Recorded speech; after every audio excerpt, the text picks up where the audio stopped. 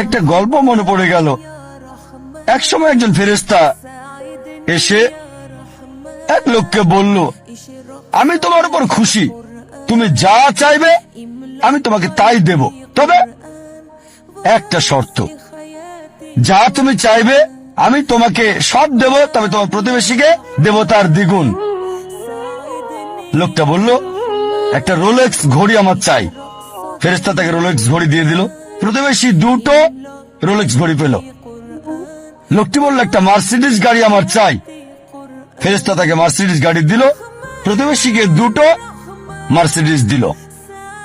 লোকটি বলল, একটা সুন্দর বড় বাংলো চাই। ফেরেশতা তাকে সুন্দর বড় বাংলো দিল। তার প্রতিবেশীকে দেওয়া হলো দুটো সুন্দর বড় বাংলো। লোকটি পরে বলল, দয়া করে আমার শেষ ইচ্ছাটা তুমি পূরণ করে দাও। কি সেটা? আমার একটা চোখ তুমি নষ্ট করে দাও, যাতে কিছু আমি চোখে না দেখতে পাই। চিন্তা করেন, সে তার নিজের চেয়ে প্রতিবেশীকে নিয়ে বেশি ব্যস্ত। তার জীবন সহজ কিন্তু জটিল সেটা ভাবছে না সে। প্রাচুর্য কি দারিদ্রতা যাই থাকুক, সে বেশি চিন্তিত তার প্রতিবেশীর চেয়ে ভালো জীবন যাপন করা নিয়ে।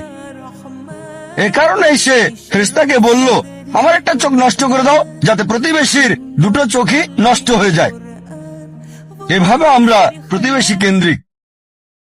নিজে সুখী কিনা ভাবছে না, দেখতে পারবে কিনা সেটা ব্যাপার না,